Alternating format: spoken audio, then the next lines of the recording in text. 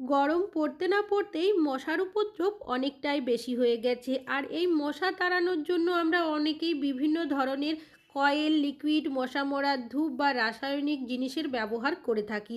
আর এইগুলো ব্যবহার করার কারণে আমাদের চরম স্বাস্থ্যের ক্ষতিও হয়ে থাকে।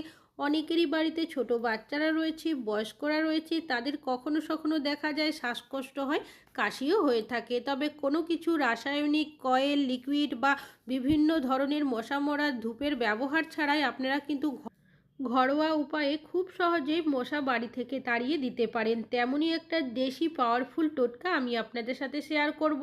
আর এটা বানানোর জন্য আপনাদের কিন্তু আলাদা করে কোনো রকমের টাকা খরচও করতে হবে না। এই মশার কামড়ে দেখবেন অনেক সময় মানুষের মৃত্যু পর্যন্তও হয়ে থাকে। এই মশার কামড়ে অনেক সময় ডেঙ্গু, ম্যালেরিয়া, চিকনগুনিয়ার মতো বিভিন্ন ধরনের মারাত্মক রোগ সংক্রমিতও করে থাকে।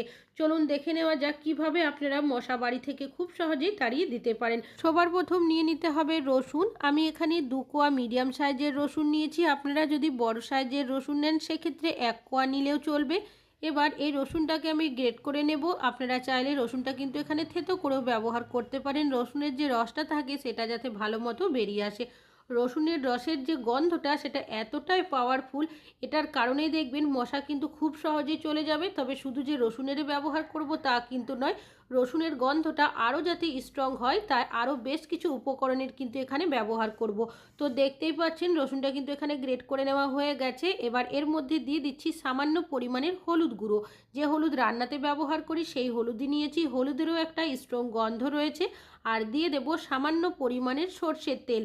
তবে এখানে চাইলে আপনারা নিমের তেলেরও ব্যবহার করতে পারেন। আর কিছুটা তেল সাইডে রাখলাম, পরে ব্যবহার করব। এখানে আমি নিয়েছি ভেসলিন। আমাদের অনেকেরই বাড়িতে কিন্তু আমরা ভেসলিন এনেই রাখি। তো বেশ কিছুটা পরিমাণের ভেসলিন দিয়ে দেব। ভেসলিনের মধ্যে এমন কিছু প্রপার্টিস থাকে যেটা মশা তাড়াতে খুব ভালো কার্যকরী একটা ভূমিকা পালন করে। তো আর দিয়ে দেব এখানে আমি কর্পূর। যে কর্পূর পুজোতে ব্যবহার করি সেই কর্পূরই নিয়েছি, হাত দিয়ে গুঁড়ো করে দিয়ে দিচ্ছি। এবার সব উপকরণগুলো খুব ভালো করে মিশিয়ে নেব। এখানে ব্যবহার করা হয়েছে গ্রেট করা রসুন, হলুদ গুঁড়ো, কর্পূর আর দেওয়া হয়েছে ভেসলিন আর সর্ষের তেল।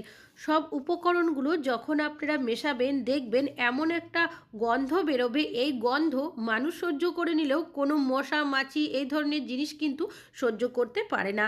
তবে মিশ্রণটা আপনারা কিভাবে ব্যবহার করবেন, এখানে আমি কিছুটা তুলো নিয়েছি। তুলোটা হাত দিয়ে এইভাবে করে একটু পাতলা করে নিচ্ছি। এবার যে মিশ্রণটা বানিয়ে রেখেছি সেই মিশ্রণটাই এই তুলোর মধ্যে এইভাবে করে দিয়ে দেব। ভালো করে এটাকে লাগিয়ে নিচ্ছি। তবে আপনারা চাইলে কিন্তু বেশি পরিমাণের বানিয়ে রাখতে পারেন।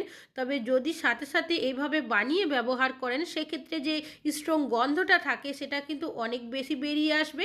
তো দেখতেই পাচ্ছেন সব মিশ্রণটাই কিন্তু তুলোর মধ্যে ভালো করে লাগিয়ে নেওয়া হয়ে গেছে। এবার তুলোটাকে আমি ভালো করে মুড়িয়ে নেব যাতে করে ভেতরের যে মিশ্রণটা রয়েছে সেটা সহজে বেরিয়ে না আসে।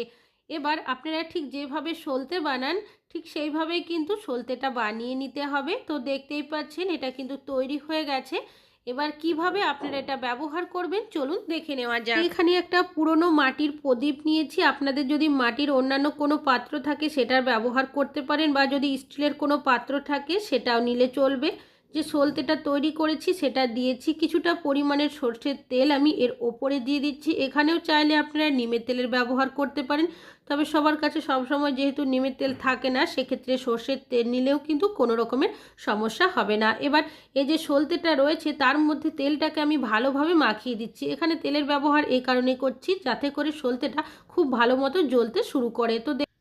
তো দেখতেই পাচ্ছেন এটাও কিন্তু তৈরি হয়ে গেছে। 5 মিনিট মতো রেখে দেবেন যাতে করে সব উপকরণগুলো এর সাথে মিশে গন্ধটা ভালো মতো বেরিয়ে আসে। 5 মিনিট পর আমি এটাকে জ্বালিয়ে নিচ্ছি।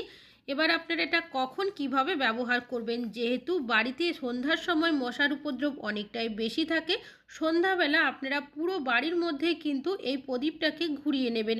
এখান থেকে দেখবেন এমনই একটা স্ট্রং গন্ধ বেরোবে। এর গন্ধের কারণে যদি বাড়িতে মশা থেকেও থাকে মশাগুলো ঘোরের মতো হয়ে মেঝেতে পড়ে যাবে।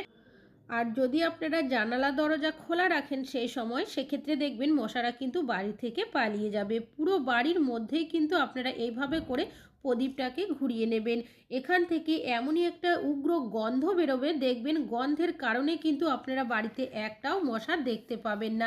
যে জায়গাগুলোতে মশার উপদ্রব বেশি থাকবে সেখানে তো আপনারা এই প্রদীপটাকে ঘুরিয়ে নেবেনই, তাছাড়াও পুরো বাড়ির মধ্যে যদি একবার হলেও ঘুরিয়ে নিতে পারেন তাহলে এর স্ট্রং গন্ধটা দেখবেন চারিদিকে ছড়িয়ে যাবে। তাছাড়াও দেখবেন অনেকেরই বাড়িতে জলের নালি থাকে বা ড্রেন থাকে, সেখান থেকেও কিন্তু মশা আসে। তারপর টয়লেটের মধ্যেও কিন্তু মশার উপদ্রব অনেকটাই বেশি দেখা যায়। টয়লেটের মধ্যেও কিন্তু আপনারা এভাবে কিছুক্ষণের জন্য প্রদীপটাকে ঘুরিয়ে নেবেন, পারলে আপনারা একটা কোণার সাইডে কিছুক্ষণ কিন্তু রেখেও দিতে পারেন। তবে পুরো বাড়ির মধ্যে যখন আপনারা ঠিক এইভাবে করে প্রদীপটাকে ঘুরিয়ে নেবেন, তারপর মেঝের একটা সাইড করে আপনারা রেখে দেবেন।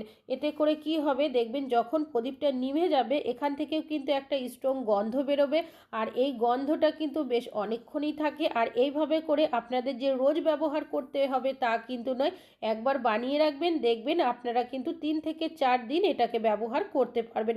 সপ্তাহে 2 দিন ব্যবহার করলেই হবে। আশা করছি মশা তাড়ানোর টিপসটা কাজে আসবে। ভালো লাগলে লাইক করবেন। আজকে এখানেই শেষ করছি।